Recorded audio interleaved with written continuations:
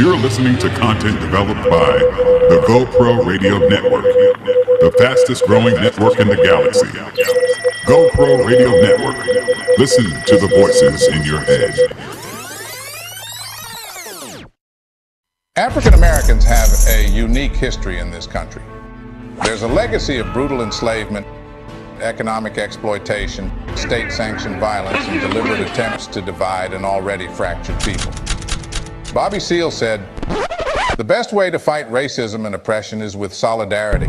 Dr. Ron Christopher Osborne Williams and filmmaker Tylon U. Savior Washington has created a unique online experience where African Americans are not only welcomed, but preferred. A space where the only thing that matters is your blackness. Welcome to the Colored Only Café. With Dashawn Farad giving us our world news, Bro P, the Empress Lydia Percy, Sonny B. Sutherland Sr., and you, the black community. Welcome to the Colored Only Café, where the conversation is always hot, black, and strong.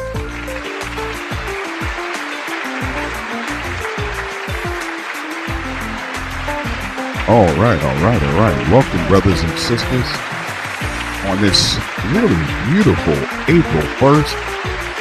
Man, this year is moving, isn't it? It is April 1st today, you know. The weather here in New York City, where I'm broadcasting from, it was really beautiful. We had a little, I don't know, you can call it sun shower. You know, I was outside and... I'll get on camera. And it was sunny, and but yet still there was some rain coming down. Very beautiful day, you know, the air, the atmosphere. Oh, man, especially after that crazy winter that we were having, especially like towards the end, the storms and things like that and cold. But I want everybody to be careful because, you know, I know we're desperate to get back outside and we're desperate to enjoy the weather. But pay attention to the temperature because it's going to dip tonight, and it's going to be very cold here on the East Coast, or here, at least here in New York City. But let me say hello to all of our friends that's all over the world today. I want to give a huge shout out to our international audience who've been supporting us and writing to us. I want to say hello to Nama, who's from Uganda. I want to say hello to Brother Suzan out in Pakistan and his family who checks us out and also promotes the show. I want to say hello to Henny, who's out in Japan. I want to say hello to the people out on the West Coast, like Jacqueline and Courtney and all you folks out there. Hi, Jacqueline. Good to see you here. We have a nice national audience here on the Colored Only Cafe, where, of course, the conversation is going to be definitely hot, black, and strong. We're also, I want to say hello. Let me shout out the people who are in the room. By the way, folks, if you want to join us, and I think you're going to want to, we made it super fast, easy, and safe for you to do so. All you have to do is go to GoProRadio.com. So you can tell your friends on your smart devices, go to GoProRadio.com. That's it. You go to that destination at the top of our page. It's a Join Live button. All you got to do is just hit that button, boop, and it'll bring you right in the room, and you can be engaged in real time, in a very important conversation that we're going to be having today. You know, as you know, we always have some really good conversations because, folks, I want you to know we have a very diverse group of people that we intentionally invite, you know, in the room to sort of reflect the diversity of thought. Most platforms and programs you have, I call it the ringmaster, because it's just one guy who is kind of controlling the narrative and everybody is agreeing. And if you don't, you know, you're the other. You know, we are a very complex community and we have different ideologies, philosophies, and backgrounds. And I actually believe that more voices make our society better. So when Ron and I conceived of this project called the Colored Only Cafe, we just need a safe space where we can get together, talk. We don't necessarily have to leave agreeing or disagreeing, but at least hear each other out. And you might be challenged, but one thing my good brother Deshaun said, but you're not going to be attacked. And it's good to see you, Brother Deshaun, in the house. We also have the lovely Lydia Percy in the house as well. Welcome, Lydia. Lydia's program is tomorrow, folks. She has an incredible, when I say incredible program on the GoPro Radio Network, it is called Lydia's Lyrical Lounge. Say that, the three L's. Lydia's Lyrical Lounge on the GoPro Radio Network. It is a terrific program. It's part poetry. It's part jazz and other music, not just jazz. She plays all this really eclectic music, but then there's all this information that you didn't know about the artist, the producer, the experience, and so she really gives you what people would used to consider the liner notes. Remember when you used to buy the albums, and then you had to take the sleeve out, and it had all this incredible information about who was doing what. So that's part of Lydia's program, and that's tomorrow, folks. Tomorrow at 10 o'clock is part of Ladies' Night. That's right. We have a Ladies' Night on the GoPro Radio Network, and it's Thursday, and then right after her program, there is another program called Rooted to Music with DJ Blanco Negra. That's sort of a mix of, I guess, plant nose and grits, if you will. It's a mixture of Spanish vibes and what do you call Afro Caribbean vibes with hip hop. And her program's from, I think, 11 to 12 midnight. So join us tomorrow. It's going to be a heck of a program. Let me finish introducing people in the room. We got more people joining. I want to say Brother Pete is in the house. He brings the heat out in Washington. We got Super Black Man in the house. Paroling the skies, right? Patrolling the skies. Why is that paroling? What's going on here? Sexy Kitty Cat is in the house. Hello, Sexy Kitty Cat. The lovely Amanda Banner is in the house. We also have Jamel Sutherland. That's the son of Sonny B. Sutherland Sr. And folks, don't forget Sonny's program on Friday. Now, look up. His show is really exciting. It's called Sonny B's Mixtape Show.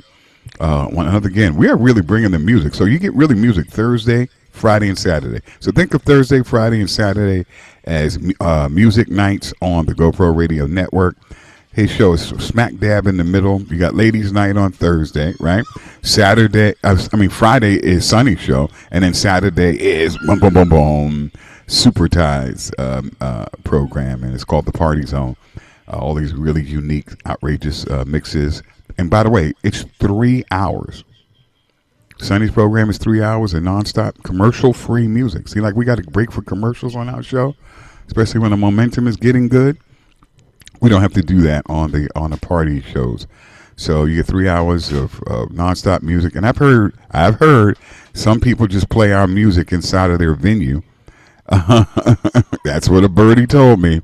So they get like a free DJ. Well, that's good, as long as you let people know that this is part of the GoPro Radio Network. We want to spread the music and spread the love and the joy, and that's what we're doing here on the GoPro Radio Network. Let me finish. JT is in the house. The Wolf is also in the house. And please, I want the station manager to go ahead and let some of the other folks who are in the waiting room just go ahead and join us for this very, very important conversation. We have an incredible guest lined up for you tonight. And before we even get to him in the program, I want to once again send out my heartfelt condolences to Lakota Leon and her family. She just lost her mother, and always, of course, we lost our nephew just days ago, last week. Nathaniel Sutherland, the son of Sonny B. Sutherland Sr. And so we want to also hold them always, always close to our heart. And remember, energy just transfers. Nothing is ever, ever, ever lost. But yeah, I just want to thank you all for once again being here.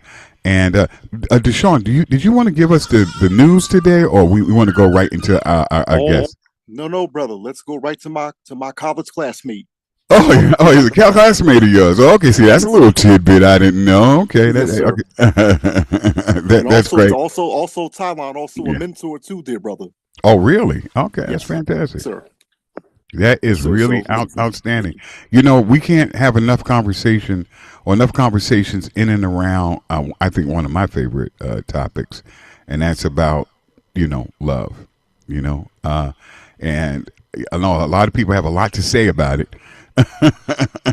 And a lot of people have a lot of different perspectives, you know, on it. And I guess we're going to hear some of them today in our room about it. But we have an outstanding writer, award-winning writer. We have someone who is a publisher, a public speaker, and a coach.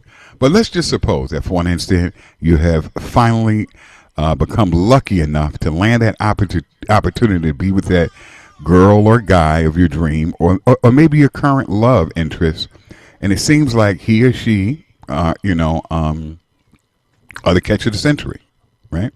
Okay, so you've got the apple of your eye within grasp, but how do you keep them? Right, we can attract people, but how do we hold on to them? Or wouldn't it be devastating to lose them in an instant after longing for them for a lifetime, perhaps? And well, they're gone now, and I know you're hurting, right, for whatever happened. But what are you going to do about it? Or maybe you find yourself in a relationship wondering whether you are loved, or worse yet, why you're in it to begin with. Why, how did you get here? You bust your head against the wall looking for answers but can't find any.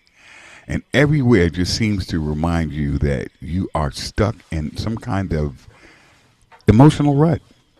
Well, today's speakers, he's going to have some of those answers for you. And his name is Curt Haskins. But he is better known, I say, AKA Monica, is Prose the writer. Quite a fitting name, as it suggests exactly what he does. But allow me to bring you up to speed as to how he got started. It was like nearly a decade ago when Prose was struck by the idea of writing a book. And he wrote his first book about love. And this undertaking was brought on by his familiarities in grief caused by surrendering his heart in vain to those who couldn't appreciate it.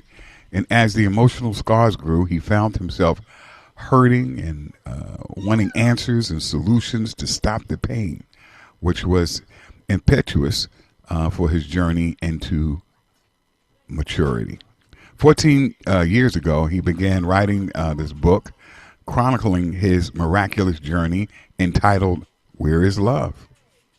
Which it was released for retail purchase back in June 2013. I think it's still up on Amazon. I just Google. The second edition was released summer of 2021.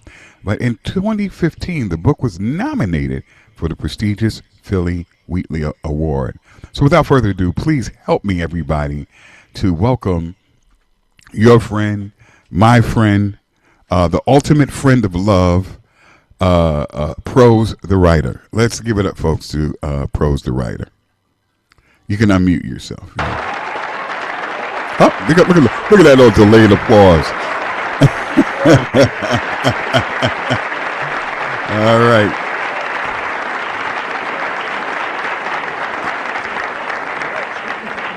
So how are you doing today, brother? I'm good. How are you? Every day above ground is a good day. Hey, Let's start where it began, right? At least for you. But how did you turn this experience into that you've had about the relationship into a book? Why a book? Why not for example? Why not a song? Why not a poem? I'm a child that grew up in a dysfunctional home with no parents, and I'm the eldest, so I ended up really parenting my siblings. I had 4 other siblings besides myself. And when our parents ran off and I had to grow into that adult suddenly, it left a lot of questions and a lot of holes. It left a lot of grief for me to deal with.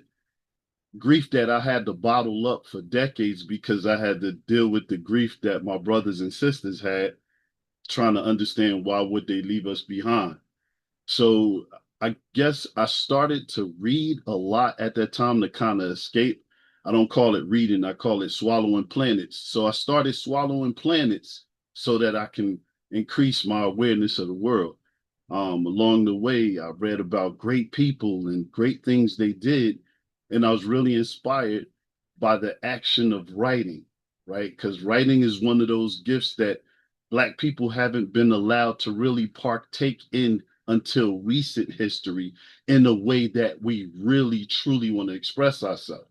So that always fascinated me. One of my greatest heroes is Frederick Douglass, and watching him go from slavery to a great orator, that inspired me. That's how I got into the pen.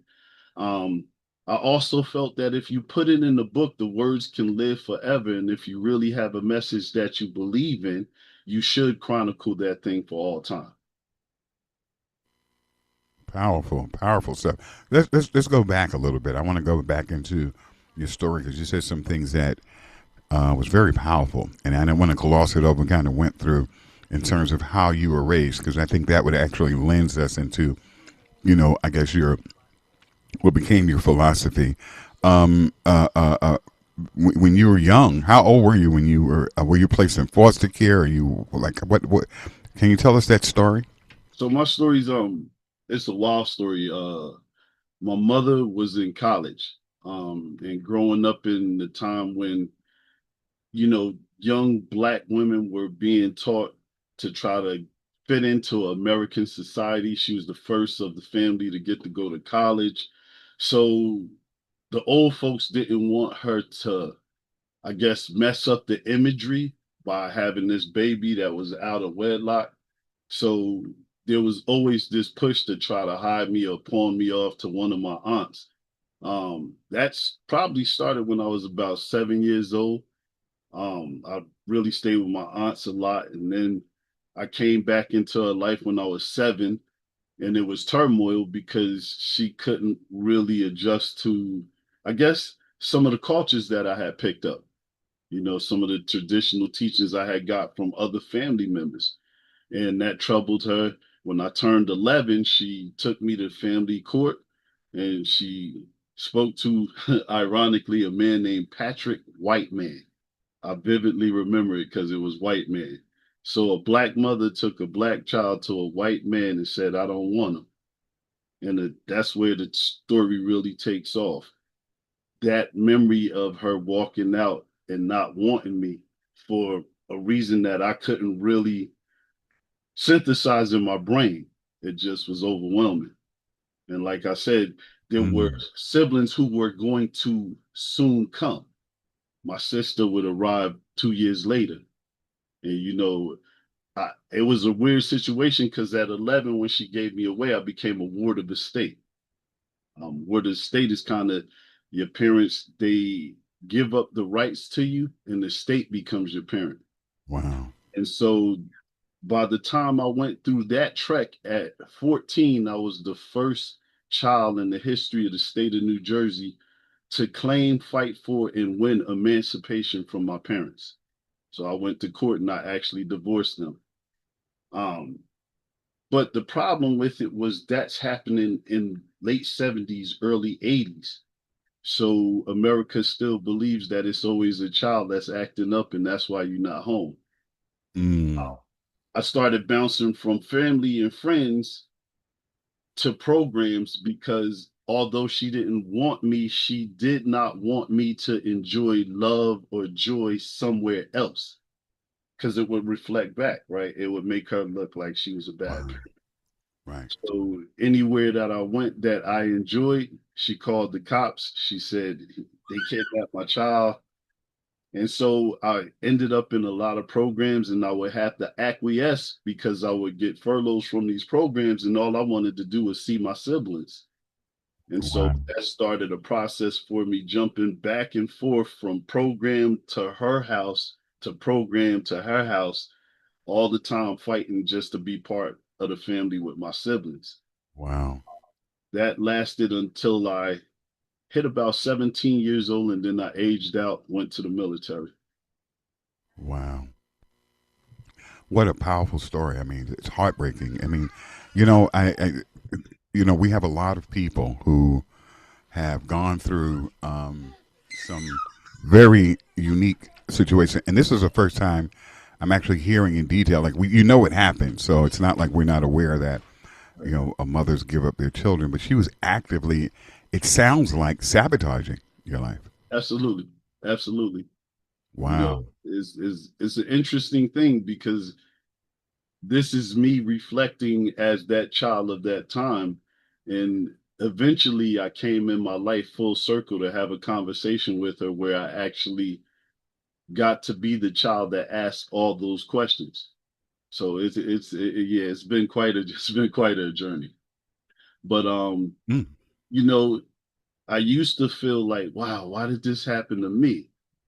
But I ended up going from that to going to school, and my first degree was in social work, and I ended up working at one of the programs where I had lived. I actually went back to a residential facility in Paterson, New Jersey called Cabarkin.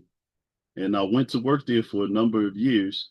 And I gave that back to the children because it was important for me to let them see one of the Kilbarkin boys beat that situation. You know, it's a lot of times you get into the residential life and it's like, this is Wow. it. Nobody wants you. You're too old to be adopted. You're unlovable, right? Wow. That's the root of the problem. You're unlovable. It's not true, but developmentally, you talking about I was going through this at 3 and 4, understanding clearly that she did not want me in her presence. Wow. Wow. So Now, it was how much of that has shaped your worldview on motherhood? On, I mean, this is it. This has to be part. Is this part of the book? Is this part of the story at all, or you wanted to separate it and save it for another? it's Because that it's sounds like a very powerful story, brother. it taps in and out. I am one day going to pen my whole life story, but I feel like God is still allowing me to grow. There's so many more lessons to put in there that I want it to be comprehensive. I think people write their story too early. I want to see some of the senior years. What's that going to look like, and add that to a life story. So Well, you can hasn't always do updates. That's true. That's true. But yeah, I'm saving some of that. But in this book, you do get a lot of that. You get nuances where you'll understand certain pivotal stories that do shape how I see love. Right. I can imagine. I mean, and that when you, I don't know, when you told me, I got a lump in my throat when you told me how your mother took you to a place and gave you to literally, his name was White Man. Right, That, man. I'll never forget that as long as I live. It's like, wow, going But into an institution. And then what was there some like mental illness on? I mean, to me, that doesn't sound I've totally tried, rational. I have tried a million times to excuse the bad behavior by looking for alcohol, drugs. There's got to be something. She's off medication. She's just not telling us. No, it wasn't that kind of story. It just wasn't. What? Mm. Let me. Yeah, you're echoing, Ron. Welcome, Ron. We got our guest here, Prose, the writer, and he's giving us a little context and background on a book that he wrote about love and relationships. He's a love coach, he's a speaker, he's a publisher. I mean, he's very dynamic, and he was telling us his background, which is, I mean, and I can't sugarcoat it. It's heartbreaking to hear, and then to see how resilient, he is, and he's turned this into quite a fascinating career, Ron. Right. So I mean, I guess if I've been listening. I just was in transition. I guess a curious question I have, and I'm hearing you speak about your mother. Um, is there any part of that of the ownership of your father or annoying, father? So often I think that. Well, let me ask the question first. What happened and where's your father in this whole story? So my father in the story is it's a weird twist. My father is half African American, half Native American. Um, Joining himself to a woman that is pale enough to pass as a white woman at that time was a no-no. My grandmother actually used to brown bag us when we were little children. I don't know if you gentlemen remember that from our history, but a lot of Oh Southern, yeah, light it in the brown bag. Yeah. yes, sir. When you walk through the door, the brown bags be stacked up by the door, and if you were darker than that, you was eating outside with the dog. So that's kind of where it was. And like I said, she was the first of the family to have the opportunity to go to college. They wanted her to pass as white. Her and my aunts all were taught to pass as white. So you had this man who had this weird textured hair, but he was dark. So that didn't sit right with my grandmother or the aunts or anything like that. So with my father, I think that we could have ended up having a cool relationship, but I hated him because I took his punishment, right? She was mad at him because she loved him. He broke her heart. They had plans to get married. That never happened. I looked just like him, sound like him, smirked like him, smiled like him. So I took the punishment for that. I guess I'm asking that. I mean, the question I'm asking is, working with a lot of fathers, a lot of times they are alienated from their children early on, Right. and in this case, being that you ended up, because listen, it would almost be a dream to many fathers to find out that their child would be in sent away foster care, what have you, because they would immediately have the right and privilege to go and pick up their child and raise them, being that the mother didn't want to. So that's one of the first things I keen in on all the time, working with a lot of fathers. And again, I want to hear more of this story because I definitely already intrigued, and I'm sure people when they Oh begin yeah, I didn't know it was this such a. book, they will be intrigued as the story is going on, just from this intro that you've given us. Right. He has a very powerful story. And folks, we got to take a quick break. When we come back, we're going to hear more from Prose, the writer. Curt Haskins is here in the house, and this is the GoPro Radio Network's Call It Only Cafe. And we'll be right back.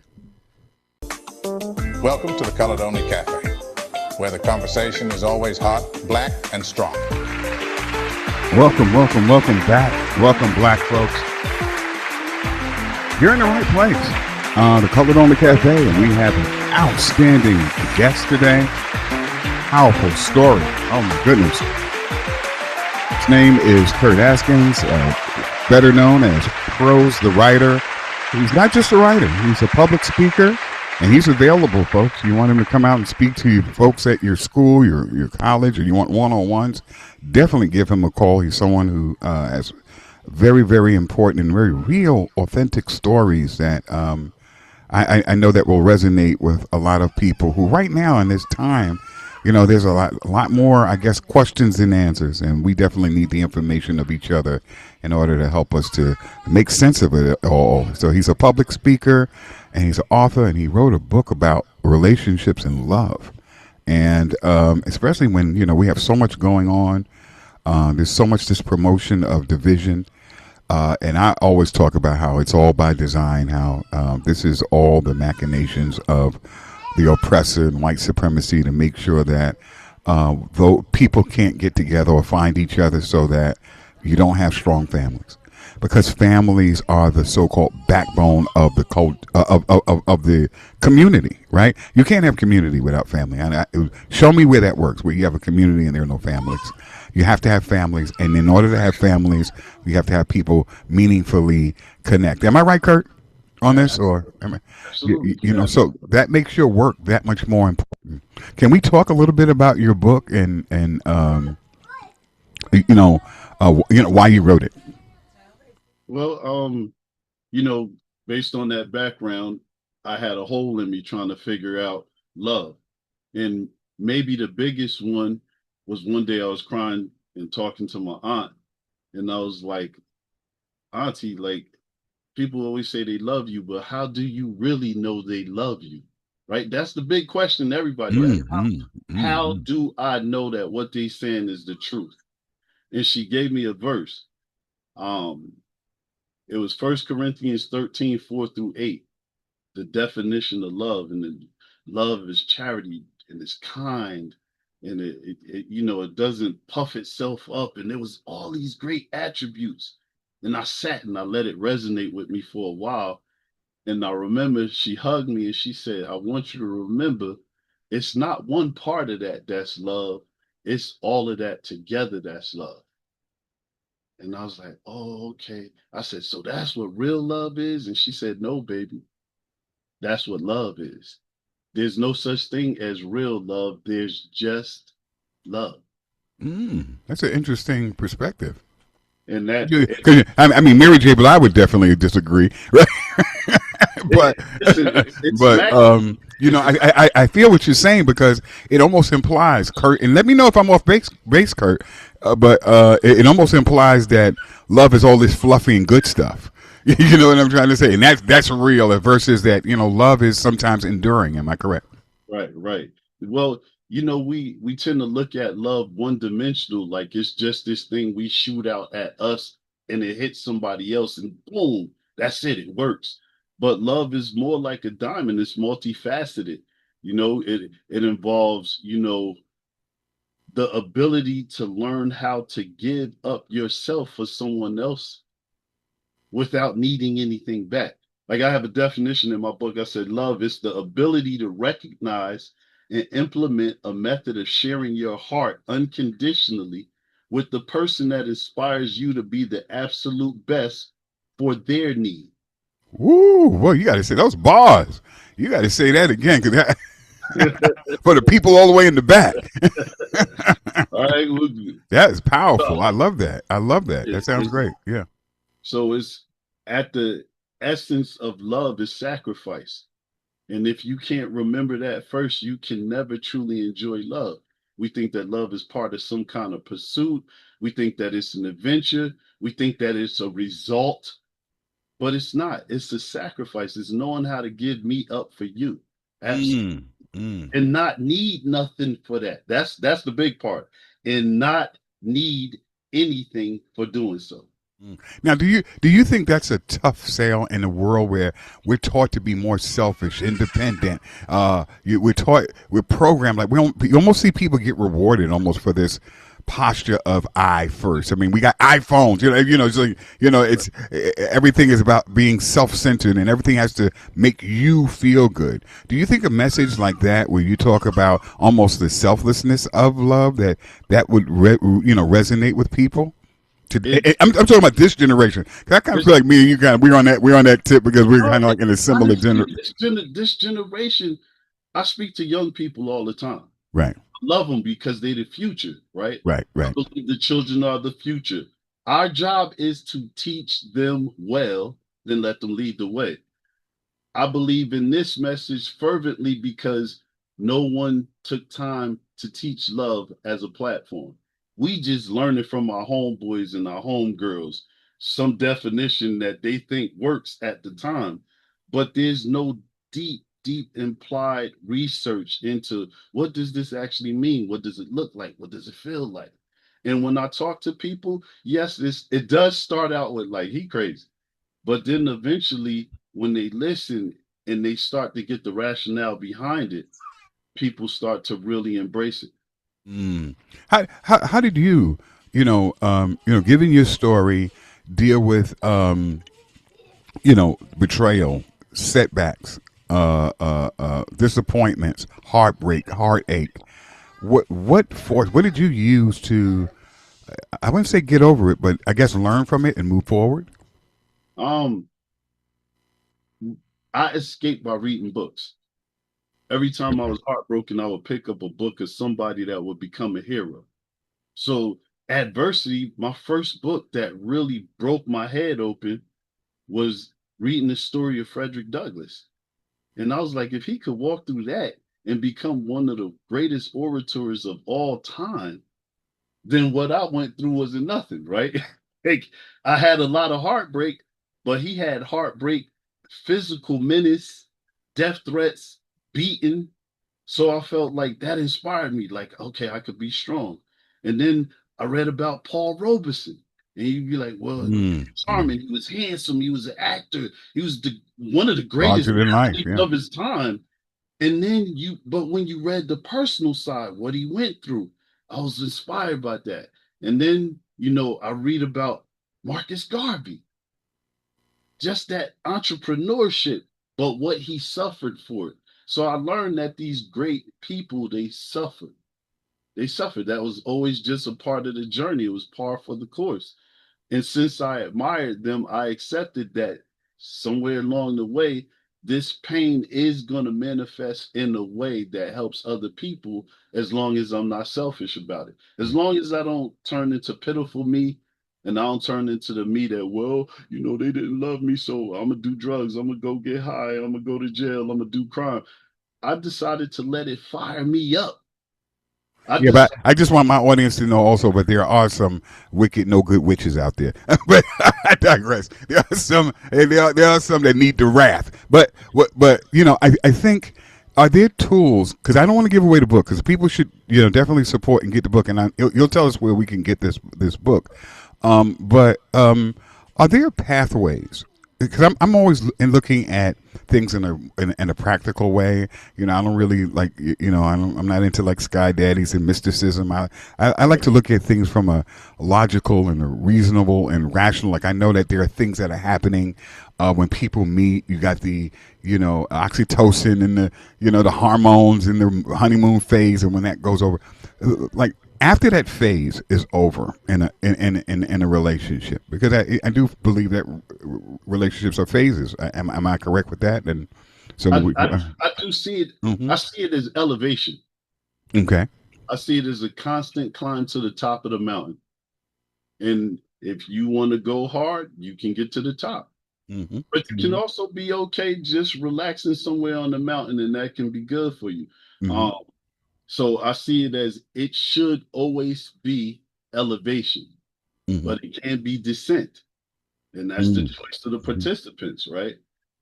But if I'm loving that person properly, because I believe that you give your heart away to a person and you never look back for it. It's the job and custody of the person you chose to protect that heart, not yourself. I should be busy protecting their heart, nurturing their heart. Protecting their heart, so I think that it's elevation. I don't really say stages, because when we classify and say stages, sometimes people get stuck that there's no place other than that, or how do I bridge that? So it's just a steady journey, one way or the other. Well, I just think by virtue of technology and inventions, it has borne out of. I would suggest, Curt, that you get a crumb, you want a slice. You get a slice, you want a loaf.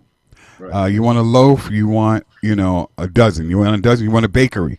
And then if you got a bakery, I think there's always this constant quest of like you phrase it as elevation, right? I believe that was the word you used. I'm sorry if I'm misquoting it, but no, correct. Yeah. So in that, right, you have two separate individuals, maybe three, right? If it's a polyamorous relationship, that we all have these journeys, and sometimes, I have found that sometimes some people are good for that season in your life, or that part of that elevation in your life, and it's possible for you to love somebody and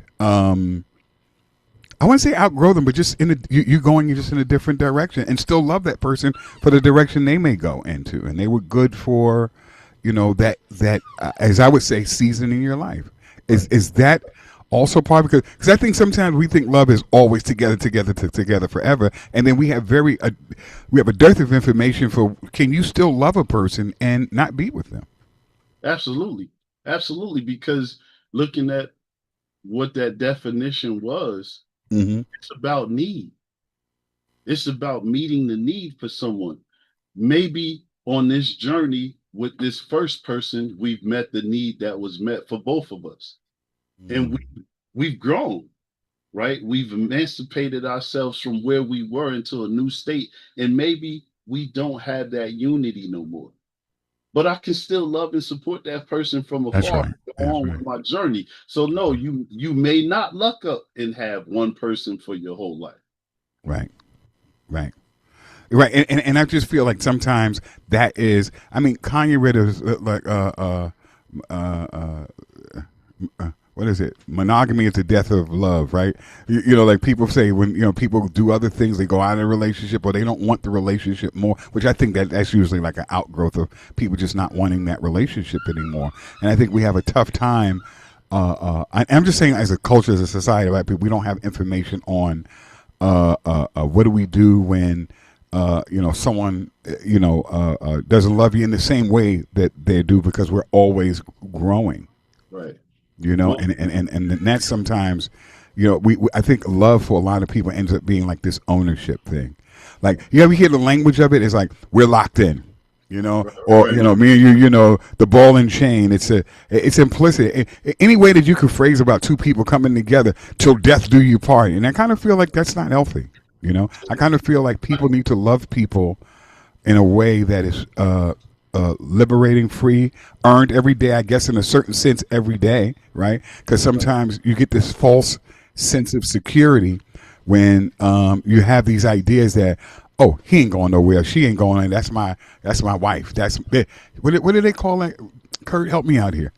When people are like, kind of like together, locked in, and whatever terminology they all come in, but they all seem to run afoul of people's sovereignty and autonomousness.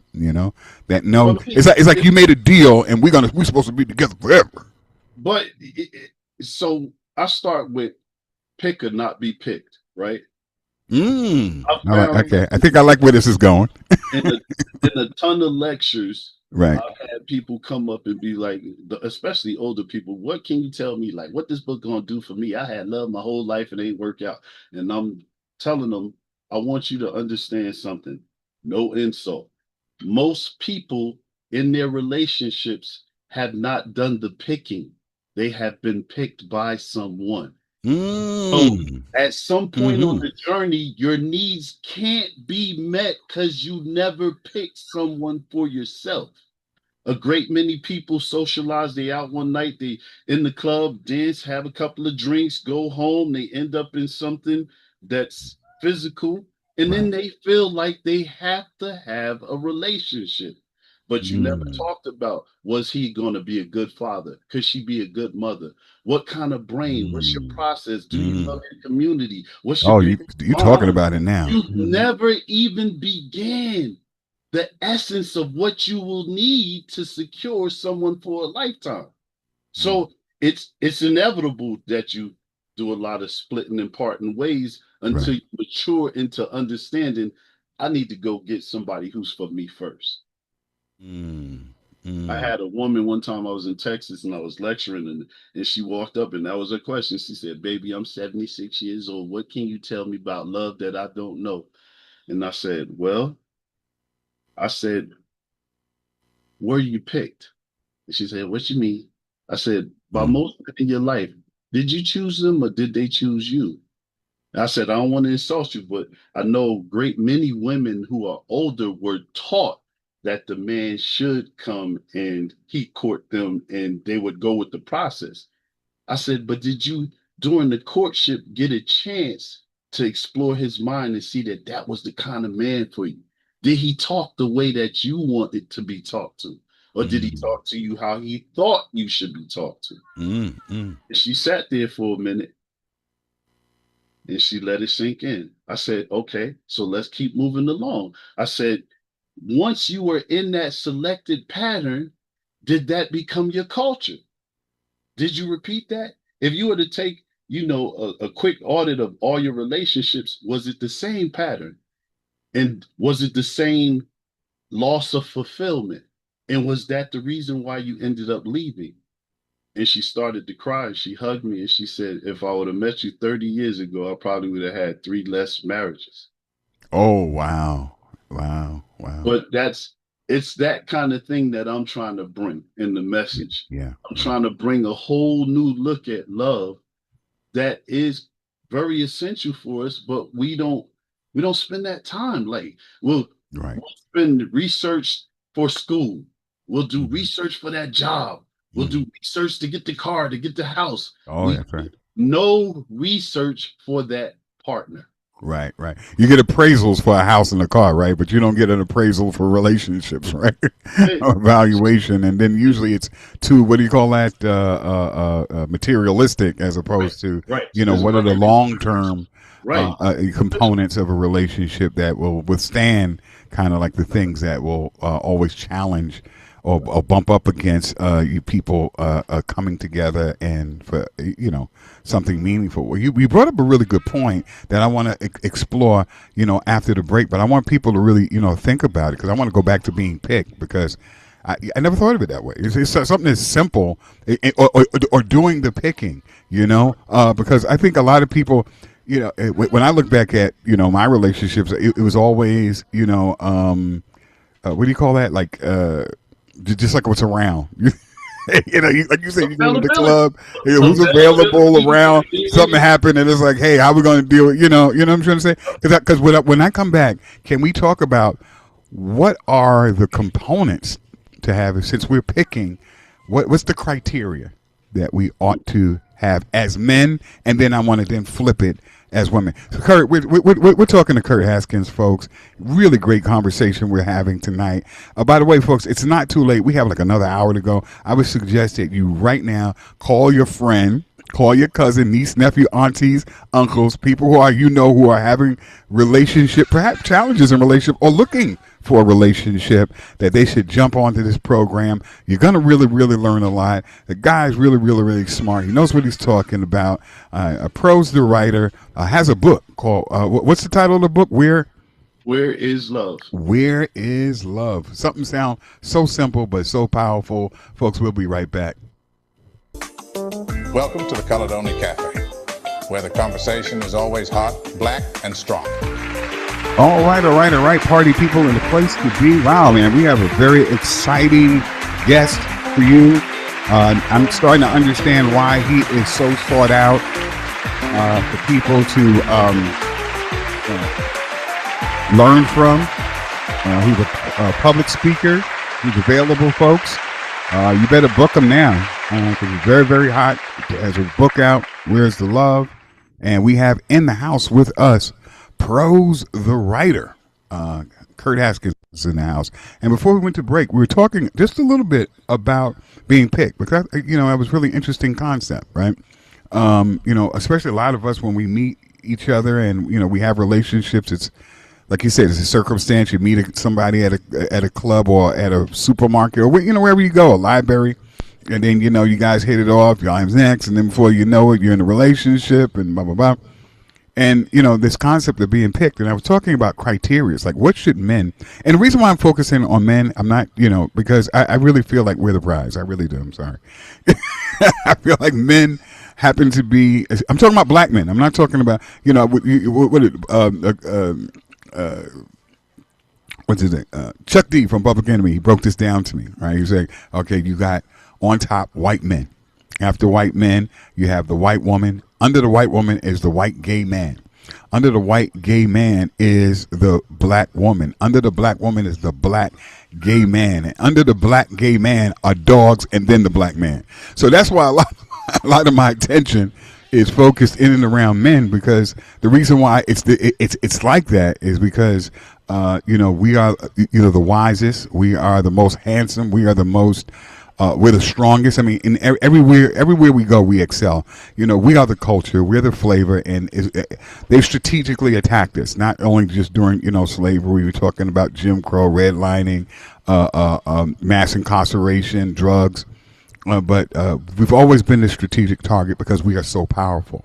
And so that's why I want to start from what should black men, in terms of a standard, in terms of a criteria, should we be developing and having in terms of who we should pick, to have it in our lives.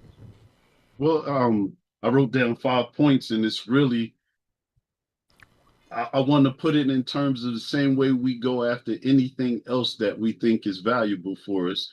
The first one is share who you are. When I'm having a conversation with a person that first time, I need them to talk to me purely about who they are. What do you look like on Thursday, Friday, and Saturday morning? I know who you are Saturday night, Sunday morning. I know who you are Monday, Tuesday, and Wednesday. But I want to catch you in the midweek flow, when all the pretty is off, when all the perfect behavior is out of the way. Who are you? Because essentially that's who I'm going to be dealing with and seeing up front.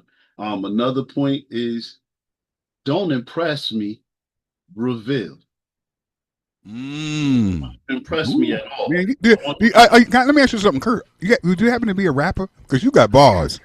No, no, not a rapper, not a rapper. It's just you know, it's years and years have helped me to just hone in on what's really important. Mm-hmm. You're tired of wasting your time, Yeah. and time is our only existential currency that we have. Who are you telling? So I'm a stickler for making sure my time isn't wasted. Another one is address the future right now. Don't talk off in the distance to me. I want to know what the future with you looks like now, because otherwise we end up spending 9, 10, 12, 15 years and didn't go anywhere past the formative stage. We still kiss, we still hug, but the conversations sound the same after 15 years. There's a problem. Remember, we're supposed to be elevating. That's right. Here's the crazy part. When we not elevating, for me personally, we're descending. Because of time. You have time, and time is always going, whether you elevating or not. So you better be using it the wisest. So if I'm not growing in the relationship, then I'm dying in the relationship. Right. You know, it's like standing still and things are moving. You're actually. That's it. Yeah. That's it. It's flying past you. It's powerful. You've never been in a relationship long term and you come out, it's almost like you did a jail bid. You don't even know how to socialize. You stopping and asking your boy, like, what they do now? How do women receive us now? What should I be saying? Yeah. You out of the loop. Totally Yeah. out of the loop. Yep. So, you know, I think about all these things. I think about all these things when I'm writing. The last 2 points, she has to tell me why she's good for me. And I have to close by telling her why I'm good for her. Why do we compliment each other? Right. But you don't hear a lot of that, Curt, anymore. Now it's about, what do you bring to the table? And I'm like, I'm the table. Or, It's It's so true. But again, I believe in that song. I got to teach. Even I used to be a teacher. I was a teacher for 15 years. I taught in the infamous East Side High School in Paterson, New Jersey. Oh, what? Didn't they do a movie? Yeah, they did a movie, but the movie was about how unsuccessful the school was until a black man said enough. Right. You know, and that experience brought with me, people won't know. I have to go to their level and bring them up. That's what teaching is about. I can't assume you know. I have to find something that I know is concrete, stand on it, even when it's not going to be what's popular or what people subscribe to. Right. But if I'm fervent, if I'm honest, the words penetrate. Because I give rationale. I don't talk magic. I talk rationale. It's sound. That's right. Because we don't target what we really need in our first conversations, we start to create this fluff mechanism. And then the relationship becomes, how much can we fluff?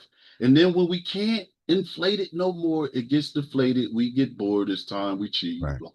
Well, Curt, I think that we are taught as men, or told as men and taught that, our needs are unimportant, that we're supposed to just provide needs, that what we need is insignificant. Right. Or it pales in comparison to always meeting people's needs. And that's why, thus what do you bring to the table? What you going to do for me? We almost don't have a criteria for, like, well, what about our needs? You get that blank deer in the headlights stare, like, wait a minute, I never thought about what, I should have or deserve, because we're programmed to be providers. That's it. You hit that on the head, because we, the men, are even programmed to believe that what we want don't matter. Right?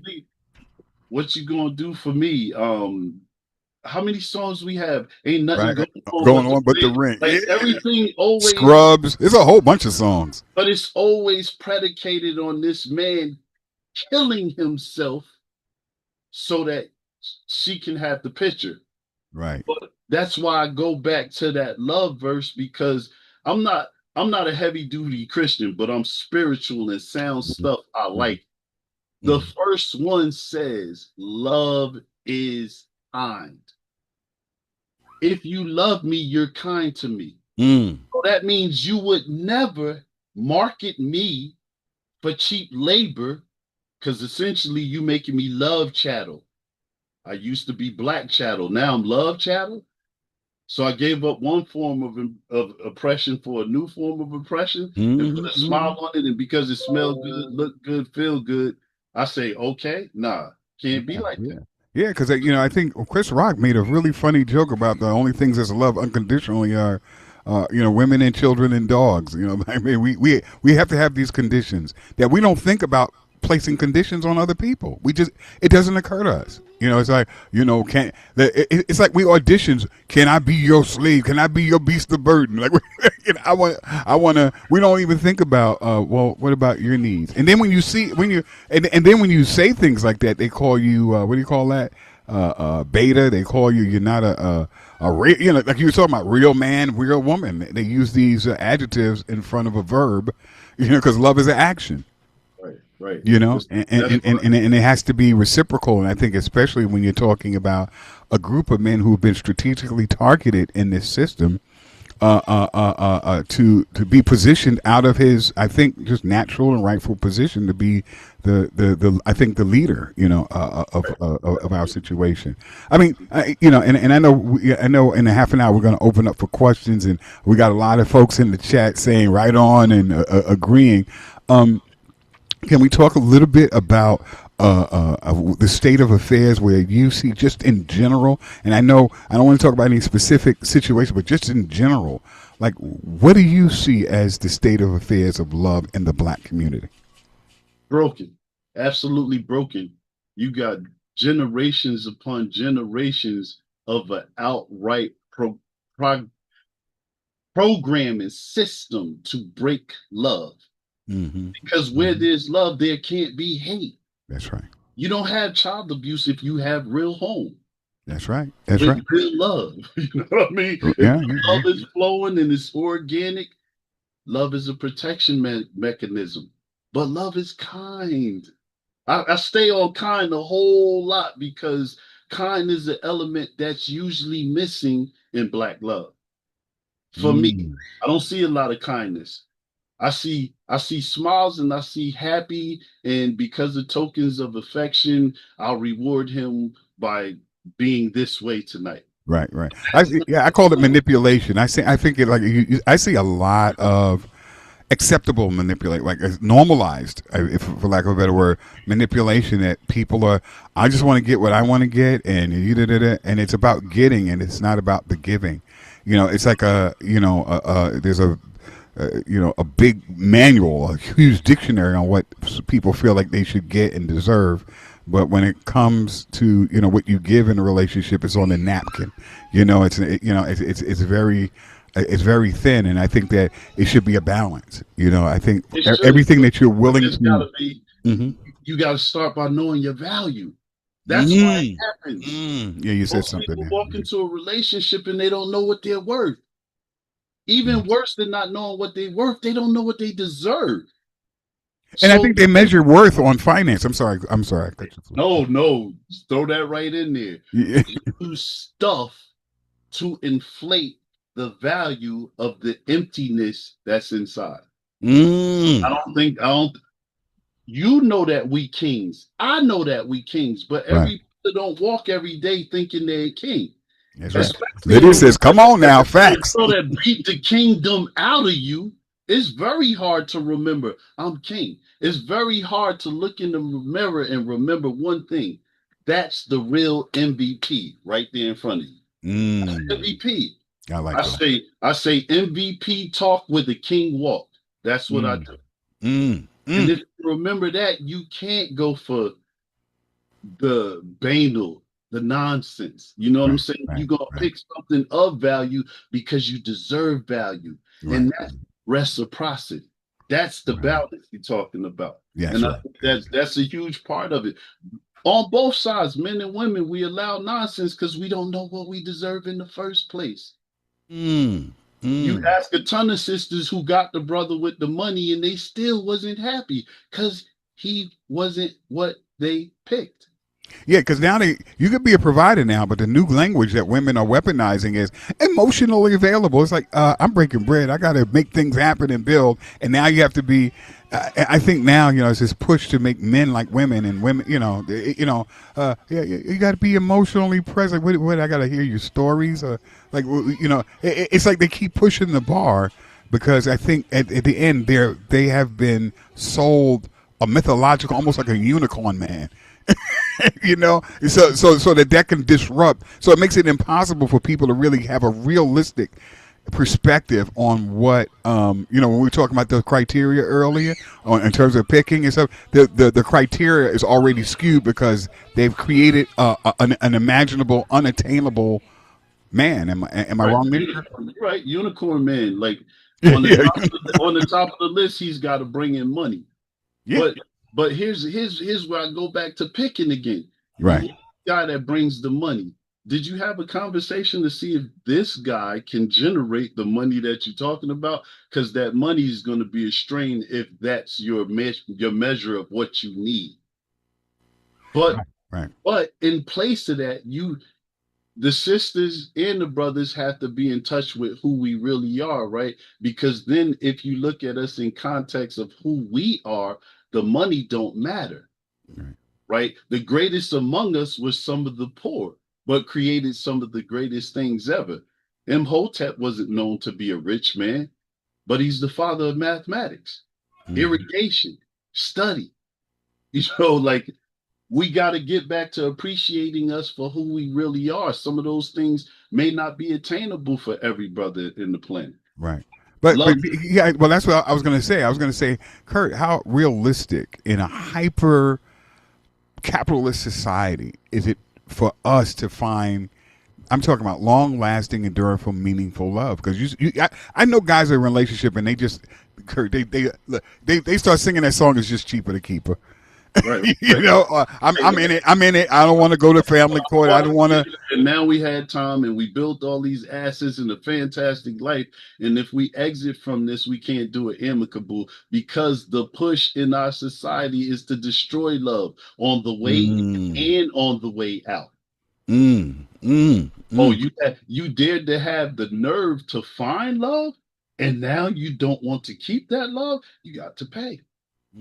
This is why your book and just you, period, you're important in this day and age and time, because people think what they see on television. I mean, we on the internet, because the internet is like the number one influence. I mean, it's and the stuff that you see based on the algorithm. And this is what I was telling a friend of mine. I say, hey, if you click things about how horrible women are, that's all you're gonna get, and then you'll just think, oh, all women are horrible, or you see men, they'll say, so you'll start getting all this stuff on your feed about how horrible men are and things like that. And so people are living in these bubbles or the echo chambers, right?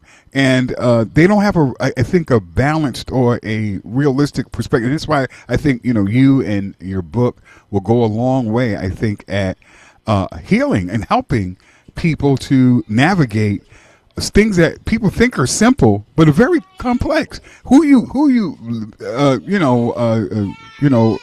align yourself with could mean a difference between, I think, your sense of success in terms of what you've defined, because I'm not saying success is money and those superficial things, but in terms of where you want to go. Like you decided for yourself, I want to write a book. Right. Yeah, absolutely. Who you pairing yourself to can be the greatest asset or the greatest impediment. And it's all about, it still goes back to selection. Did I choose somebody who knew how to be a cheerleader? Yeah, I did a lot of sleeping with the enemy, I tell you, boy. And I think a lot of people, I needed your book 20 years ago. 25 years ago. That would have been very helpful. But, it's never too late, folks. And this is why it's so important that we have this brother, this man here, and he has the book, Where is the Love? He's Prose the writer. It has a lot of grit, has a lot of information, and we're kind of, going through it right now. And I think, you look at celebrities, you look at, a lot of people like to live vicariously through celebrity and what's going on in their relationship, as if, they really know what's going on. I kind of feel like just everything is just not a hoax, but something that's driving influence, right? As long as I'm getting noticed, as long as I'm being seen, it's about this unquenchable validation thirst that you see, on the internet. So you see more and more augmented, or I would say even deformed relationship, and that deformity trying to make it normal. Scripted relationship. What's that? What's that, Kirk? 'Cause I know you're gonna say it like a writer. Scripted relationships. There's a whole treatment that was written on, baby girl, we gonna get together, we gonna make this money, but we gonna make it look like this because this is what black love, white love, whatever love is going to look like. We can't stray away from that. Let's go. Okay, I agree. We can have a good life because of that. Okay. But I'm here to tell you that that doesn't fulfill you. That's the problem. It's not fulfilling. It works for only one of the needs on your list, the financial security. But what about having the person that you can trust when the chips are down? I'm talking about when you really need somebody, you striving to build the business and you fighting out in a world that don't want to see you succeed. And instead of the person saying, well, why you want to do that? She's saying, baby, did you think about maybe you could step back and look at it like this? Queendom. Give me another perspective that elevates the kingdom. Let's go. That's what I look for. That's what should be happening in those first 5 questions in that when you conducting that interview for whether you can build a life together. It should be real stuff in it. Well, I was checking out relationships, like the divorce rate, and it's gone down, but it's gone up in only one area, and it's the people over 40 and 50. Like old people who you think that, wait a minute, you're supposed to be settling, and they call it settling down. And I've always had a problem with that because, first of all, settle for me, Curt, means that you're not getting what you want. And it's almost like, so for the fact that you're just going to settle, it's like when you go into it and say, I might want this, and the person wants that, and you get a compromise, it's like that consolation prize. Oh, you didn't get the car, but we're going to give a whole year of M&M peanuts. Oh, thank you. You're not getting what you want, you're settling. But not only are you settling, you're settling down. I think you say, well, let's settle up, let's settle down. Worse than settling is the kiss of death to a desire that you had for your life. Say that again. Man, you got bars. I tell you, you got a rapper in you. It's the kiss of death to the dreams and desires you had for your heart. Why would you settle? You're not dead yet. Mm-hmm. Like if I always said I wanted to have the partner that I could be in the room and she walks in the room and lights me up. I get those bubbles on the inside. Yeah. But then you never meet a woman like that because you never sit and talk and find a woman that communicates that way. Mm-hmm. So settling is you just never gonna get that met ever. Yeah. Well, to me, that's the bubbles, right, Curt? To me, the bubbles in that I get is not out of like, the emotional or the feeling or the endorphins and all this other kind of stuff that actually goes on. But for that, you got somebody who is smart and resourceful and thinking about you two as a collective. And this is what I think in terms of, criteria and standards is someone that is smart, intelligent, and have your best interest. Right now, I think a lot of people, especially a lot of women, are looking for validation. You talked about even with your mother, like, how society was going to look at them and how people were going to, and it's just this thing that can never, this thirst that can never be quenched because they're looking at it from a lens of fulfilling something that, it's a bottomless pit. It's like things go in, but it falls out, because there's nothing to contain or hold something real. So you keep feeding and it just falls out, and then people are trying to have. Are you hopeful? I mean, are you? I mean, given the reality, and I know you got the book, and and I know business must be a booming because people are really trying to struggle with this whole concept and idea around love and relationships, and there's so much making it difficult for us to find each other. I want to go back and just think about one thing. Okay. It's not where the brokenness is now. Mm-hmm. It's where it started. Right? Like those issues that you mentioned, about validation and things like that, that is rooted in childhood. And when we look at the brothers and the sisters, the men and the women both, we have to go back to that place to fix what's happening. Some, just like some men think that their value is a certain way, a lot of women believe in our program that their value hinges on this, or that. You have to have a true union where you both decide what is most important on the walk for you both to get what you need. And that's the true reciprocity right there. Mm, Like mm. I don't want to just slam the sisters like they just eating the pie. We all eat the pie because the pie is pushed down your throat. It's not served in front of you. It's actually put in your mouth with your head held open. Whether you like it or not, this is what it is. And we're going to give it to you so hard in the music you hear, in the movies you see, in the talk shows that you listen to, in the newspapers, in the sports people that you see, the superstars and their stories. It's overwhelming to broken spirits inside of grown bodies that have not matured enough to understand their value on their own. Well, I think that's why the book, and you're out there and helping and coaching. Do you see a common denominator that a lot of people don't talk about when you're doing your work? Yeah. Oh, I forgot. Yes, I'm hopeful. Let's say that I'm hopeful Okay. because I can't give up. Right? Right. Somebody had to step out in the forefront and take the scars. Somebody's got to change the narrative and make us see it a different way. Um, what was the second point? You just brought up another point. I was trying to address that. I forgot.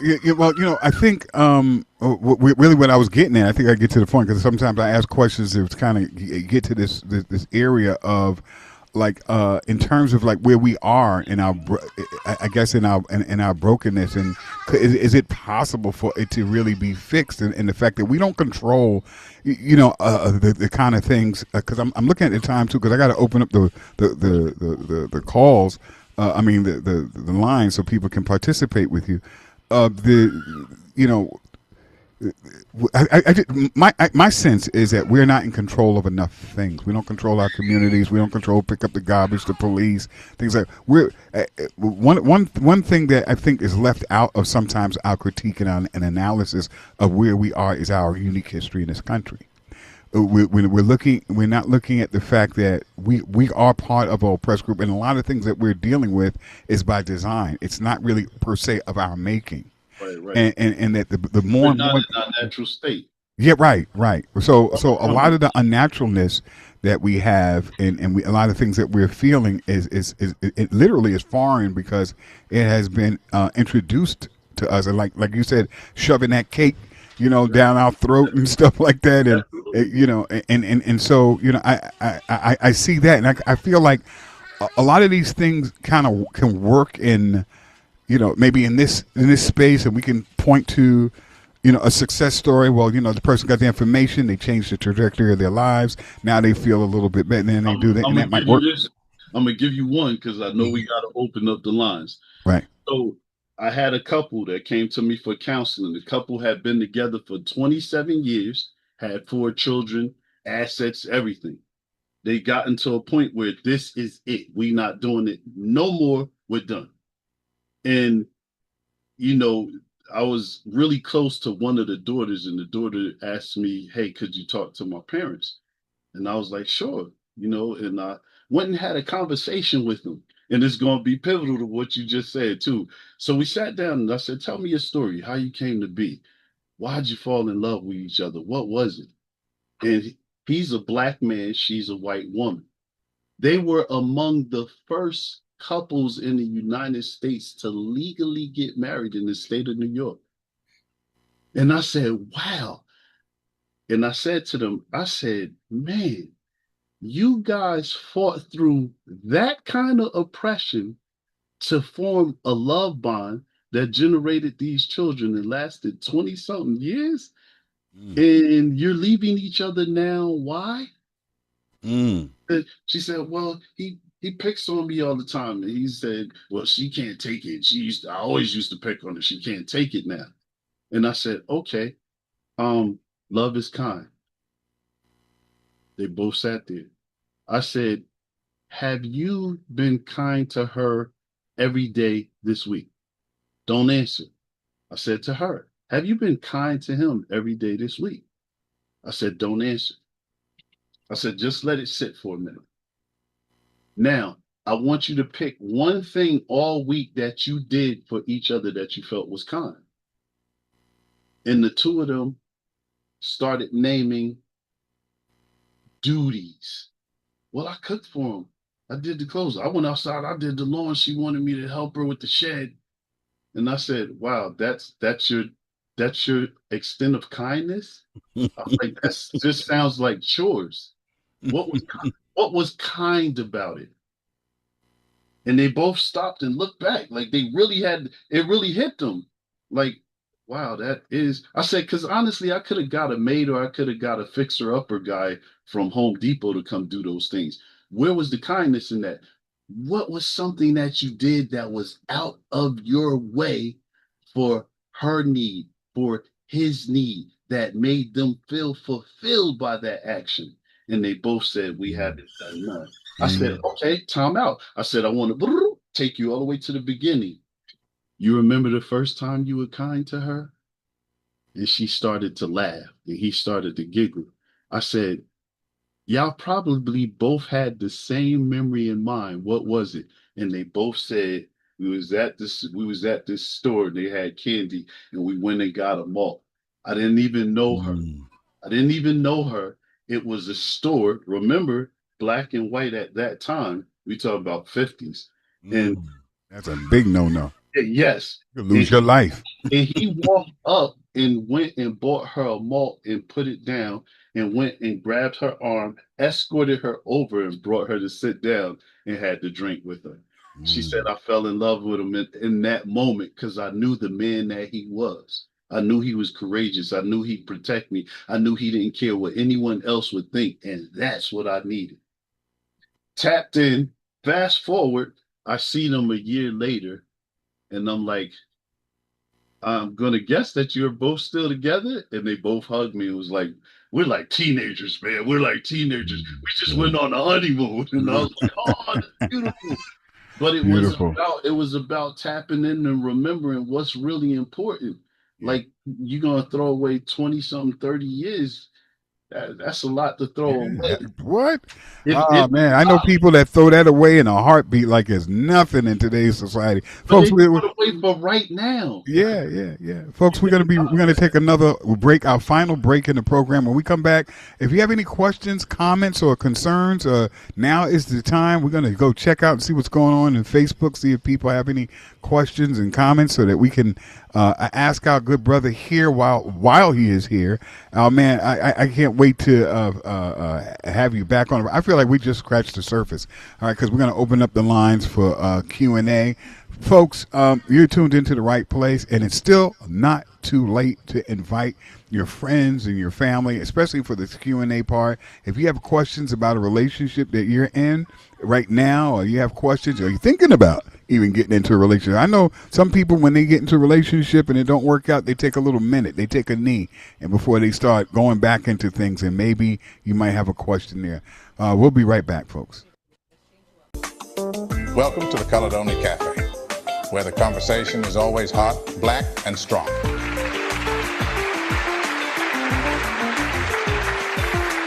All right. Okay, ladies and gentlemen, we are back. We're black. This is your time. And before we go to the mics, once again, I want to explain to people how easy and fast it is to join our program. And we did this with intention. You don't have to go search and type in a whole bunch of stuff. Go to GoProRadio.com. That's it. Once you're there, you're here. Once you are there, you're here. Tap on to the Join Live button. It'll bring you right in the room, and you can ask all of your questions. You can make comments. You can share your own experiences here. And you can get some insights because we have a powerful speaker here today. Just an incredible brother. His personal story is incredible and phenomenal, and the work that he's doing is very necessary. So we have Mr. Curt Haskins, a.k.a. Prose the writer here. He has a book out now. It's called Where is the Love? Actually, it's been out. As a matter of fact, this is like various iterations of the book. Am I correct? Right, correct. Second edition was released just after COVID.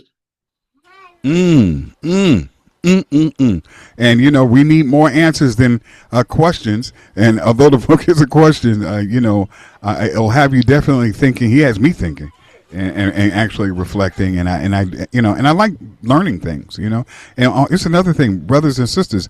You're never too old to learn something. Or allow yourself to get some more information and knowledge. All these people who say they're experts and they know it all. Yeah, I don't know. Wow, we got 130 people online watching, and we got comments and shares. Folks, thank you so much for tuning in. Let's just go ahead to open up the mics in the room, so we'll give everybody in the room an opportunity to chime in on some of the things they heard. We got Brother Pete here, Deshaun. Welcome into the room. We got Dream. Let me welcome him in the room as well, and just let me know. Okay, so now all you got to do is unmute yourselves.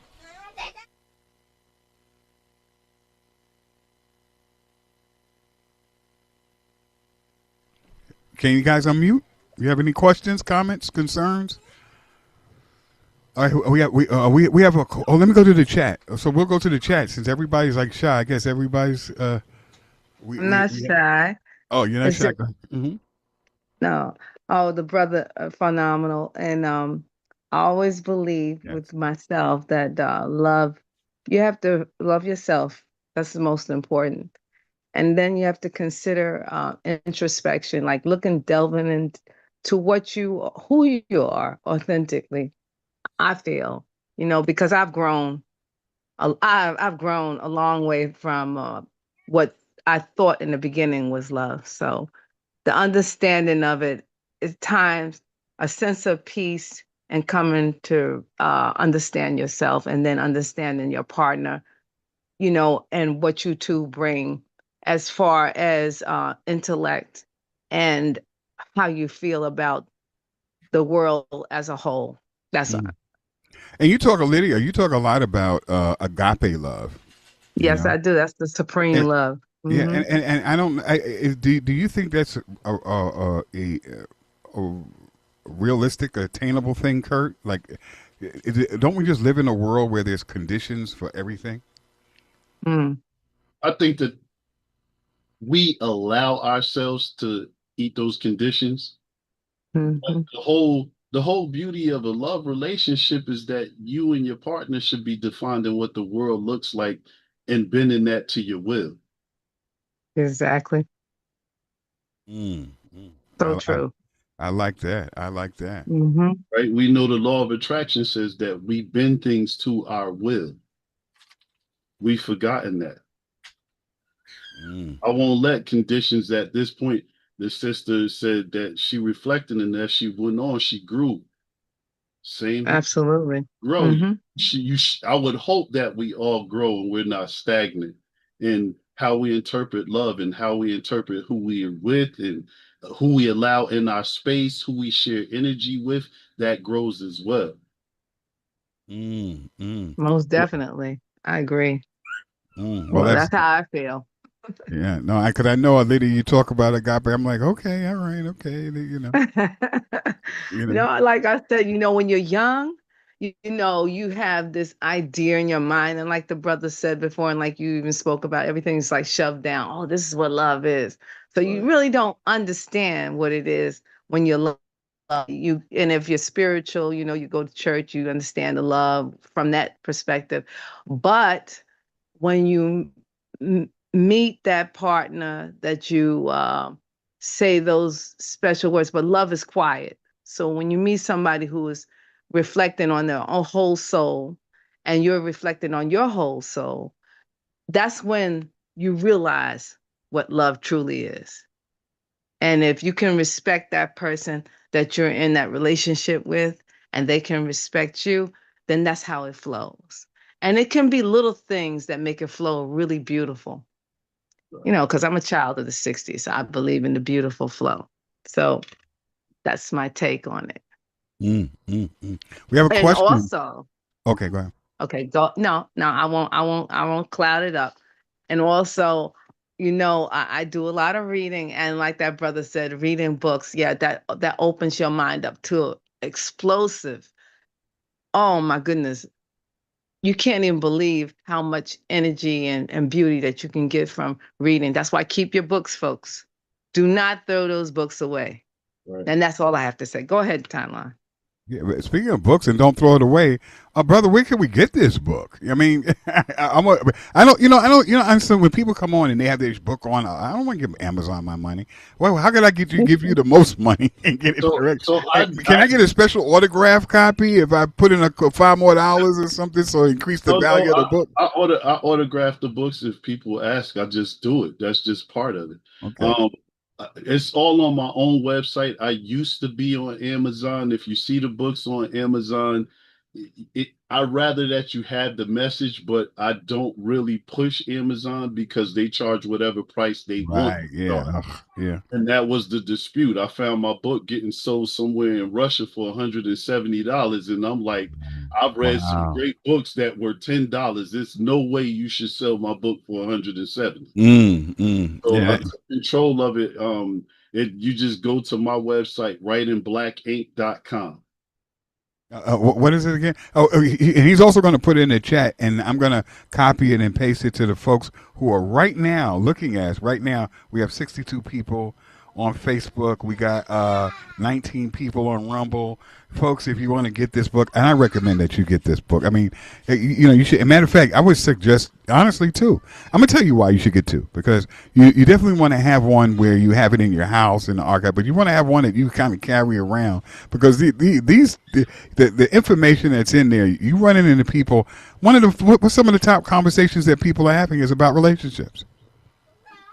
It's about relationships. Right, so you're going to have that one book that's going to get a little wear and tear on it. I remember I had this Malcolm X book and the cover was off. I was so mad, but because you just certain things you definitely want to carry this manual with you, because I'm calling it a manual because it's just something that you can always, when you read, you ever reread something, guys, and then you get a little bit more from it, because you reread it and you say, oh, wow, I kind of missed that. And this kind of morsel, you know that this book is that kind of thing. So you might want to think about getting a couple of books. And also, this would be a great gift if you're a father and you have daughters and you have sons and you have, somebody, and I know when people you're going to have the conversation about relationships and things like that. Nothing introduces a conversation like a really good book. And this may be one of those kind of books that you want to get. Folks, we have a question in here. This is about interracial. What are your thoughts? Amanda says, what are your thoughts on interracial relationships? I thought we talked about that. No? Okay. No, I think Miss Amanda, I saw Amanda pop up there. She had that question. My thoughts are this. You fall in love with who you fall in love with. If you were listening to some of the criteria I said, when you have a conversation, if that person meets the needs that you have for your heart, that's who you're with.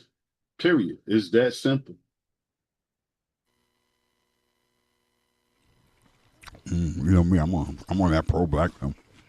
No, I'm like Umar Johnson. I understand that approach. I actually have a Dominican girl. Well, no, I don't know what we're doing. We don't. I have no idea what kind of relationship we got. But I'm in it, but I don't. Yeah, I'm really. I don't know what I'm doing. I don't know what I'm doing. We look like that, Ron. I'm upset with Ron anyway. Ron didn't consult me. I'm upset with Ron. He made a big move. I'm just gonna say it like that because I don't know if you want to share it, but. All I'm gonna say is, give me a black goddess sister. Oh yeah, I think that's what I'm waiting on. I don't know. Who knows? No, I'm not. Listen, no, I'm not knocking Kirk's perspective. I'm not knocking this. I had to say that to laugh because all of us here have been in me, you, Dr. Ron, Lydia, Curt. We've all been in the presence of Dr. Khalid, so that's why I said that. I had to do that. But I digress. To me, it's. I think relationships are political to a certain extent. Am I wrong for looking at that like that, Curt? Like certain decisions that you make, who you want to be with and who you want to share your legacy with. You don't have to do a lot of splaining about cultural things, and You But know, and just given that we are so under attack, this is the thing. I wish we could, because I think in essence, in theory, you're right, right? That you love. I wish we lived in that world. I just feel like we don't live in that world, and to me, to be in an interracial relationship is almost a form of being neutral, and being in a neutral state when you are under attack, it almost is being anti yourself. Am I making sense? I'm all over the place. I'm probably a little bit all over the place, no, but that was I just feel like we just need to be so pro-black. And I know Umar got his problems. And he's still building a school or whatever, the imaginary school. I don't know if I've ever gone, but I kind of agree with this idea, with the ideology, I guess, of being pro-black when your group is being strategically undermined, under attack. That we need to have more loving black relationships. So I'll say that. I mean, absolutely, people love who they love, but I think people who love a certain person, especially Curt, if you come into contact with a sister or brother, and all he wants is white women, I can see if it happens, it's just something that happened, but that's all he gets.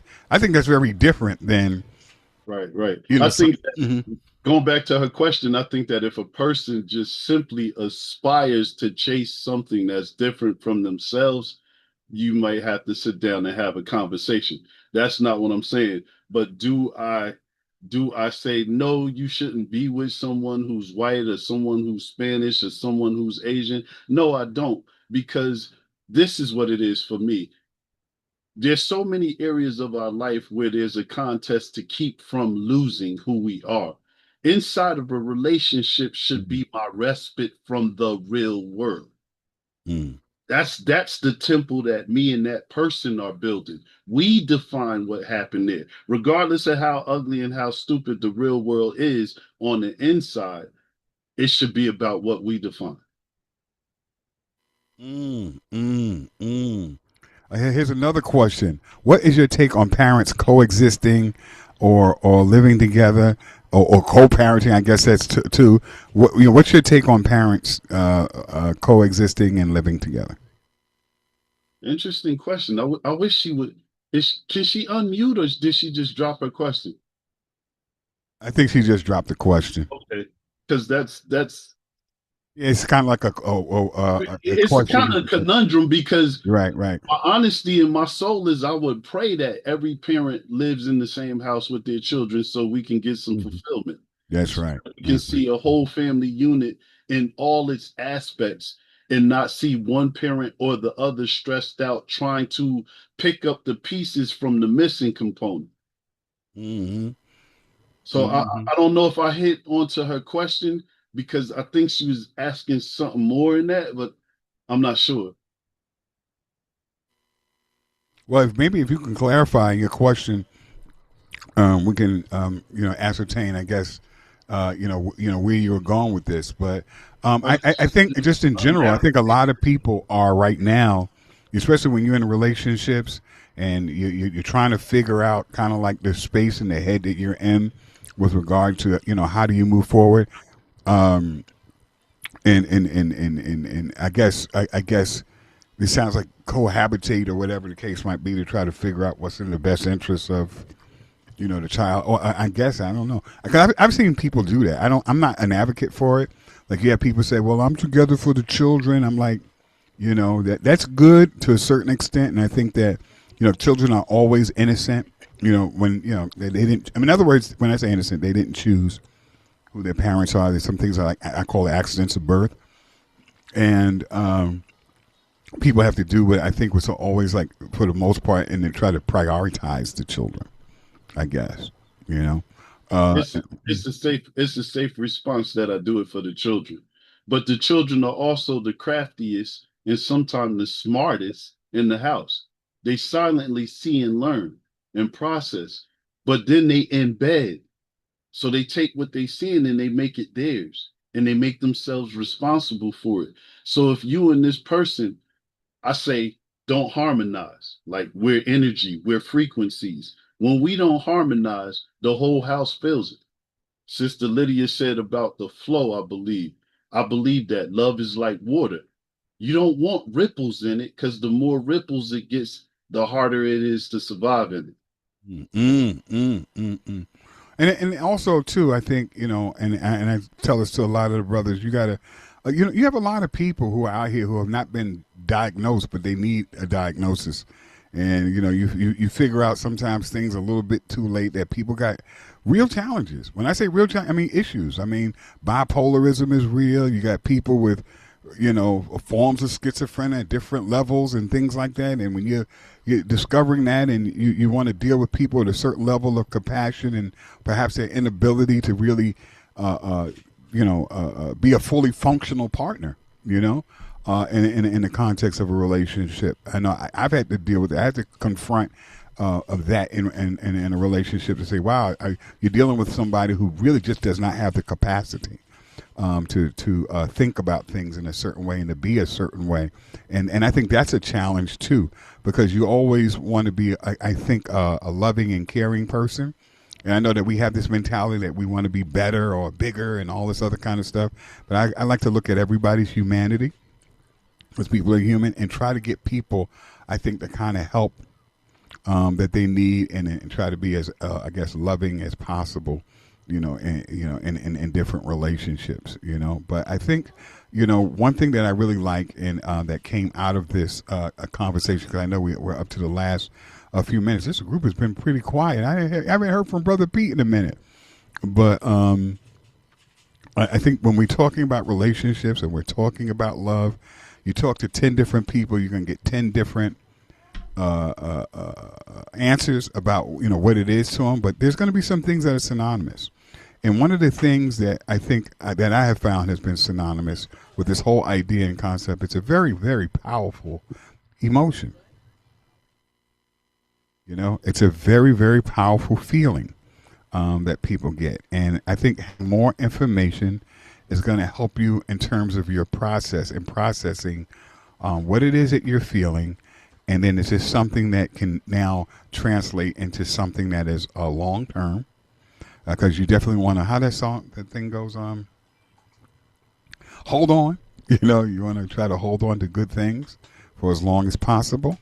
But also, I think you want to celebrate, I think, people who are sovereign, and recognize people's sovereignty and autonomousness. And I think there's just not enough information in and around that, where people kind of grow organically and they kind of grow together, as opposed to it being a situation where people are forced to look a little. Well, Go ahead. So there is evidence to show that people who decide to get involved in relationships by their own equal choices and their own desire to be involved with another person through the partnership, not based on the love, but based on the partnership of being with a partner and the partner they want to be with. Usually, you find those people are people who have a long-standing relationship with one another, right? And they last. And people always ask why, how does that operate? But a lot of times, because those people first come as their own individual selves first, decided they want to join in the union of partnership with someone. They partner with the person that they choose to partner with. See, this is a big problem. Not a person that they have sex with, then they have a kid, or they're getting sexually involved. Because we had a whole good conversation. I heard this. I listened to the whole conversation not one time or too much. Did the idea of how people normally find themselves getting together is based on sex, not based on if they want to be in a relationship. Sex is a white horse in relationships that we don't discuss a lot of times. People like to kind of leave it at a missing thing. But a larger majority of relationships that established is based on sex, and usually sex that produce children.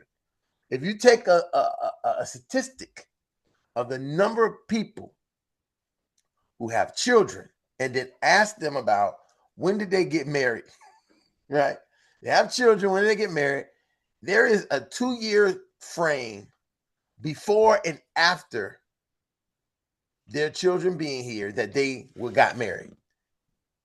And most of the time, that's not of their own choosing to get married. It's choosing of the social construction saying, how can you have kids and not be married? Right? So I'm going to give you another group of people who just have kids with each other, right? They don't make this idea of commitment of being married, right? They don't do that. And sometimes you see them have a very success because they're not following the structure of, because they're not going through this idea of what someone said they should do. They're doing what they're doing. Again, I want to go back to this. The prevalent thing that's there is that they were in these relationships prior to these kids being produced. People who have the opportunity to learn to be in relationships, learn how to sacrifice with each other, then are able to have kids and have a family where they're able to work together. A large majority of people are just getting involved in a relationship. You know, one of the great things that you see is how many we look at this and we don't look at it. How many people in relationships with no kids involved get in and out of relationships, and it doesn't mean anything. There's no downside to, I've been in a relationship with this girl 20 years. We don't have no kids, no nothing. And then we just separate and go our own ways and get into our next relationship. No one has any problems with that because there is no consequence of it. It was our time. It came to an end. Mm-hmm. Moved on. Whereas when we do this thing of bringing kids into this factor, then there's a consequence that you chose to bring someone who didn't come knock at your door and say, hey, can I come live with y'all? How can I be in y'all family with y'all? No, that person did not. The children didn't ask that. You brought these children. Now the children are stuck to deal with the dysfunction of you as a couple who may not even really be a couple, but two people who may have some sexual, who had sexual interaction. Now we're dealing with these pseudo families based on sexual interaction, not based on commitment, relationship, deciding to be in partnership. None of that. It's just pseudo families based on sexuality. Right. Okay. So yeah, I mean, where we going with this now? Like, I agree. I see where you are. Where do in today's world, because we're talking about relationships here, and people. How do people, because of this? And I mentioned this earlier. Like, we just live in a accident of birth. We're here, and there's all these rules. You know, you're black. You find out, oh, okay, what's that? What does that mean in this world? You're a male. What does that mean in this world? Okay, you're going to get married. All of these social constructs that are popping up, and this is when I'm talking about sovereignty and autonomousness. There's really no room for for in a world where you got all of these pressures for people to behave, to think, and do things in a certain manner, in a certain fashion. That I think books that have people asking questions about where is love, or even bring up something as innocuous or something that you don't think of so much as kindness, that you think about how unkind people are that are married or not, have children or not, that just generally aren't kind to a person that that they may live with or be in a relationship with. But Talon, the issue is that people are socially constructed to everything that we can think of can be subjective, right? Oh, you can be in a relationship with one woman, go to a relationship with another woman, right? And there could be two different outcomes of those relationships. You're the same person. Just the people may accept. And you guess what? You're the same person. The issue that you could be a horrible, mean, nasty son of a gun. But the one person was compatible to you being a nasty son of a gun. Where the other person, that wasn't their choice of a mate they're looking for. And this is what one of the big things why dating initially is so important. Like, people don't date. People have sex. Oh, and we got a kid. Now we got to be together. They don't go and evaluate. And I've listened to a conversation today where guys was saying, oh, if women date, how would you want a woman to be dating? That means she's checking out. I want my daughter to date. Dating doesn't mean that she's having sex with all those men. That means that she is dating those people, finding out what's an itch and an eye and an ooh and a yes and a no for her. Not to say, oh, well, this is what they say Prince Charming is. Now I got to go and shoot him in the head because he's going to beat my daughter to that. These are the kind of things this is what we're talking about. have the opportunity to find out what is your niche, what you like. Because guess what? We do that with a lot of other. We do that with buying a car. Everything. That's You what know, I said. you do that with everything else. Do But you're like, research for oh, everything except oh, this house got roaches in it. Oh, it don't matter. I like how the furniture look. So I'm gonna go stand in the house with the roaches. No, you don't. You say, hey, it got roaches.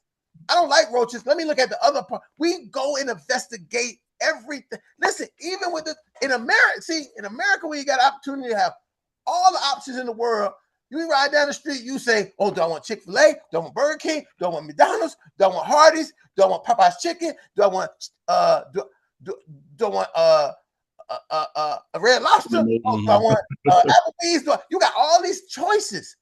Why don't we do that when it comes to our relationships and really stand on them? Because you don't go in the restaurant and pay for food and eat some of it and say, oh, well, I'm just going to eat Red Lobster for the rest of my life because it was the first one that came up on the menu. Yeah. Well, folks, we got to get out of here, man. This is really great. Curt, are you going to come back? You got to come back on the program. Again, I kind of feel like we just scratched the surface. Once again, the book is Where Is Love? It's by Prose, the writer. Curt Haskins is here in the house. Folks, if you do have other questions and comments and concerns, if you can, send them to info@goproradio.com, and I promise I will forward the questions to Curt, and I'm sure he'll, be gracious enough to answer those questions for us. Thank you, Curt, for really joining us. It was a powerful conversation, an important conversation, but I have to have you come back because I have so many more questions, as I know other people do, and we have to explore. So remember, in the immortal words of my mentor, oh my goodness, we 3 minutes over. Start where you are, use what you have, do what you can, and know that you are always enough. Until next time, everybody, peace.